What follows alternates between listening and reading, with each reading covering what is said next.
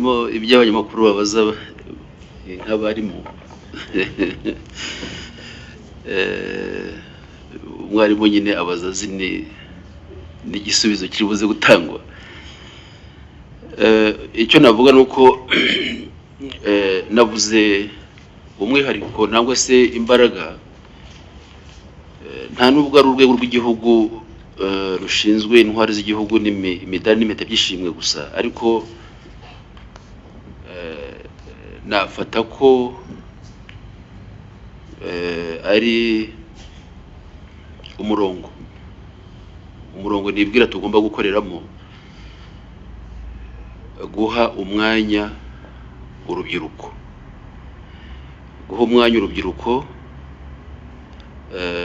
noneho urubyiruko narwo rufite abaruhe, tuva ku bana ukava ku bana ukagera ku rubyiruko. Honorable Minister azi terminology zikoreshwa mu itorero ry'igihugu, ariko nzi ko itorero no risigaye ritangira gukorera ku rwego rwa mbere rwose rw'ibanze. Nkibwira ko ari ikintu gikomeye kugira ngo burya biriya bihugu byateye imbere cyane cyane ibihugu byo muri Aziya, impamvu ubona bifite imbaraga zikomeye, umuco w'ubutwari batangira kuwutoza yego mu miryango, ariko abantu bakiri bato, abana cyane cyane bakiri bato, noneho bagakorana uwo muco w'ubutwari kugeza igihe babaye bakuru. Kwigisha rero umuco w'ubutwari uhereye mu rubyiruko nangwa ahera mu bana ni investment ikomeye, kuko twese turabizi guhindura umuntu w'umusaza ntabwo ari kimwe no guhindura umusore no guhindura umwana, ntabwo ari si kimwe.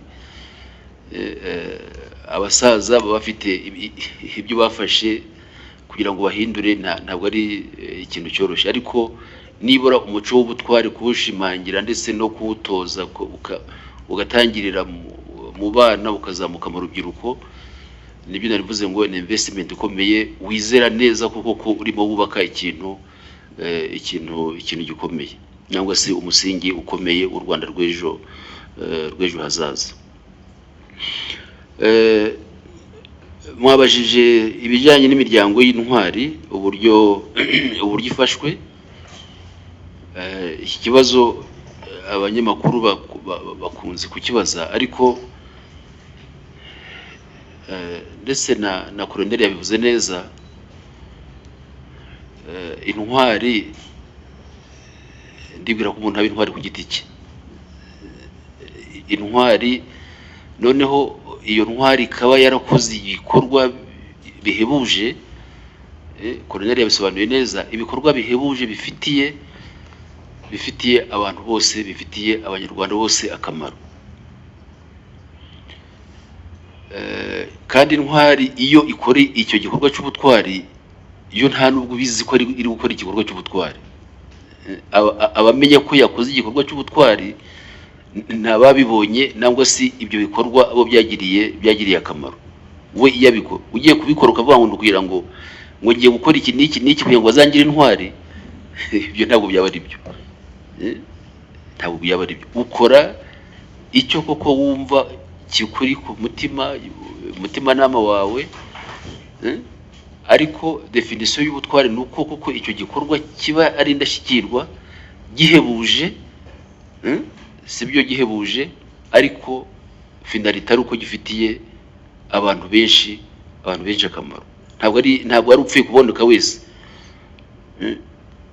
No kuvuga ngo mu gihugu ku isi kubona intwari ntabwo ari ibintu, so kuvuga ngo buri gihe kubona intwari ni ibintu byoroheje, ni ibintu bikomeye cyane, ariko icyo nashaka kuvuga ntabwo ari inyungu za wa muntu wabaye intwari. Imiryango y'abatanze nangwa se imiryango ikomokamo intwari, ndibwira ko ari abanyarwanda, uwo turi kuvuga u Rwanda, ndibwira ko ari n'abanyarwanda. nibura abanyarwanda muzi imibereho y'abanyarwanda.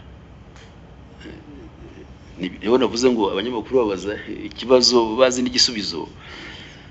Imibereho y'abanyarwanda uyu munsi imeze ite ugereranije naho twavuye? Dufashe 1994 nyuma ya jenoside yakorewe abatutsi, aho u Rwanda rwari ruri hasi naho rugeze uyu munsi. Utavuga ko u Rwanda rwateye imbere, sinzi ko rwateye imbere mu byiciro byose by'ubuzima bw'igihugu. Nabo rero iyo miryango nayo irimo. Ni ukuvuga ngo uko umunyarwanda atera imbere, ntabwo umuryango wavuyemo intwari yo yasigaye inyuma, ijyana n'abandi banyarwanda. Ahubwo icyo navuga wenda kikomeye nuko nkuko twabivuze ku munsi w'intwari, ya miryango iturukamo nangwa se yavuyemo abo igihugu cyagize intwari bagira akarusho, kubera ko umunsi w'intwari baza kwifatanya kugira ngo duhe agaciro nangwa se dushime nangwa se turate nangwa se guha icyubahiro intwari zacu. Ni ukuvuga ngo kuri ya tariki ya mbere nk'uko byavuzwe, ubundi uko umuhango uteye mbere ya saa sita, ni uko umushyitsi mukuru n'abandi bayobozi ku nzego nkuru z'igihugu habaho umuhango ukomeye ku rwego rw'igihugu wo guha agaciro intwari zacu, intwari z'igihugu. Noneho nyuma ya saa sita hakaba undi muhango aho imiryango ya za ntwari twizihiza ku itariki ya mbere nayo iba ihari kugira ngo twifatanye nayo kugira ngo dukomeze guha icyubahiro intwari z'igihugu. Ibyo rero turabizirikana kandi tukifatanya nabo kugira ngo koko icyo gikorwa gikorwe neza kandi mu buryo bwo gushima. Hari wenda nk'uko nababwiye, dufite intwari ziriho n'intwari zitakiriho. Aho wenda niho umuntu yasobanura neza intwari ziriho n'intwari zitakiriho. Intwari zikiriho cyane cyane ni intwari z'Inyange, ariko tukanibukiranya ko hari icyiciro cy'intwari utagira intwari ukiriho. Kiriya cyiciro cya mbere, icyiciro cya mbere nk'uko twabibasobanuriye, icyiciro cya mbere kigizwe n'imanzi. Ntawe ushobora kuba mu rwego rw'imanzi akiriho, ariko ibindi byiciro birashoboka. Niyo mpamvu icyiciro cya kabiri icy'Imena kirimo bariya bahoze ari abanyeshuri b'Inyange. Dufite intwari zikiriho zigeze kuri 37. Abo dukurikirana umunsi ku munsi, bafashijwe gushyiraho ishyirahamwe ryitwa Komeza Ubutwari, kugira ngo iryo shyirahamwe Komeza Ubutwari rikomeze kubaherekeza, kuko nubwo ari intwari ariko bagomba gukomeza guherekezwa kugira ngo nibura uwo muco w'ubutwari ukomeze ubarange bo hagati yabo, ku buryo hagati yabo bashizeho association Komeza Ubutwari ibafasha gukomeza kuba bari kumwe no gukomeza kushimangira umuco w'ubutwari, ariko banafasha urwego rw'igihugu rushize intwari z'igihugu imidani n'imitabyi gukomeza kwigisha umuco w'ubutwari. Ni abantu rero rimwe na rimwe usanga baragize ibikomere, cyane cyane ko harimo abarashwe kuri ya tariki nababwiye, bafite ibikomere, bakeneye ubuvuzi bwihariye. Icyo gihe nk'abanyarwanda muri rusange, ariko by'umwihariko kubera igikorwa bakoze, bitabwaho by'umwihariko kugira ngo nibura bashobore kubona ubuvuzi ubufasha kugira ngo bashobore kugira ubwo buzima buzira umuze. Naho kubyerekeye muri politiki yo gushima no gushimira nta mafaranga abamo. Iyo ni politiki y'igihugu cyacu tugenderaho. Politiki yo gushima no gushimira nta mafaranga arimo, ahubwo icyangombwa ni wa mwanya dufata wo kugira ngo dushimire intwari zacu, kandi ndizera ko igihugu kiguhaye icyubahiro nta kiguzi wabona cyasumba guhabwa icyubahiro n'igihugu cyose. Ikindi cyabajijwe ni ikijyanye n'icyiciro cyavuzwe cy'ingenzi, ngo kuki hashize igihe nta ntwari irashyirwamo. Nicyo nababwiye kare, kugira umuntu ntwari ntabwo ari ibintu byoroshye. Ni ibintu bisaba ubushishozi bukomeye, ni ibintu bisaba ubusesenguzi bukomeye, kandi igikomeye ndibwira ko atari umubare w'intwari.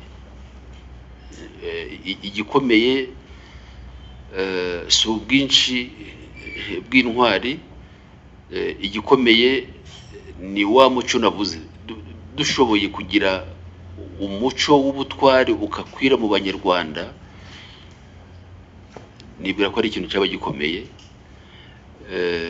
Ariko ubushakashatsi buracyakorwa, kandi nk'uko mubizi, kugira ngo urwego rw'igihugu rushobore kwiga ku byiciro bitandukanye, ari abashobora kugira intwari nangwa se ari abashobora guhabwa impeta by'ishimwe, ababigiramo uruhare ba mbere ni Abanyarwanda.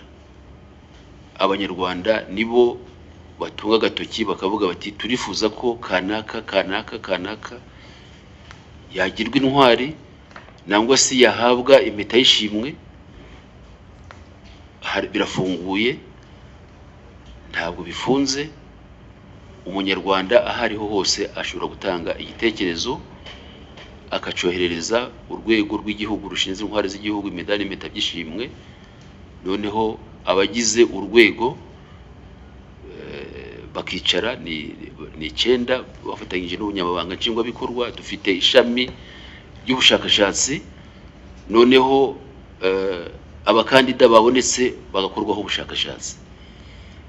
Iyo bamaze gukorwaho ubushakashatsi, mwese murabizi, hari urwego rwa nyuma rugomba kubyemeza. Urwego rw'igihugu rugomba kubyemeza, ni inama y'abaminisitiri niwe igomba kubyemeza. Noneho ari abahabwa impeta z'ishimwe, ari abagirwa intwari, noneho ubwo bikemezwa. Ni ukuvuga ngo rero niba nta muntu urinjiramo muri ruriya rwego, ni ugutegereza kubera ko ntabwo ari ibintu bikorwa gutya gusa. Ni ibintu bisaba ubushishozi, bisaba ubushakashatsi, kugira ngo abantu bumve ko kugirwa intwari ari ikintu koko kidahubukirwa. Ni ikintu gisaba ubushishozi, gisaba ubwitonzi, kandi ibyo murabizi ko biranga ubuyobozi bwacu. Naho kuvuga ngo hashize igihe kinini, ntabwo ari igihe kinini. Nta gihe kinini kibaho cyo kudetermina intwari runaka.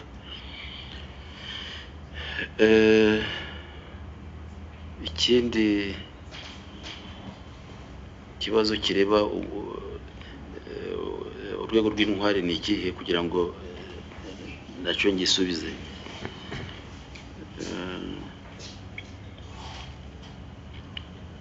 Ariko yese nawe yanyunganira, hari ibyo yabone yasubiza honorable minister ubyemeye. Hari icyo babajije ku bijyanye na 2020 cyabajijwe na Marite, abaza intwari zatugejeje zatumye twese imihigo ya 2020 kuri we numva yatekereza ko hari abantu b'intwari badufashije kugera kuri vision. Hanyuma n'ikindi yavuze ku bushakashatsi ku muco w'ubutwari, ntekereza ko urwego rukora, ngira ngo ibindi mwari mwabisubije. Okay, murakoze. Ibyo ari byo byose kugira ngo vision 2020 igerweho, mu Rwanda hari, ndavuga abanyamahanga bashobora kubona ari igitangaza, ni ukuvuga ngo vision 2020 kugira ngo igerweho kuko hari ababiharaniye kandi byaranaharaniwe koko. Ndashaka ariko ko dutandukanya intwari, ndavuga intwari nyine, uba intwari iyo bakugize intwari, ariko igikomeye hano si ukuba intwari. Igikomeye ni wa muco w'ubutwari.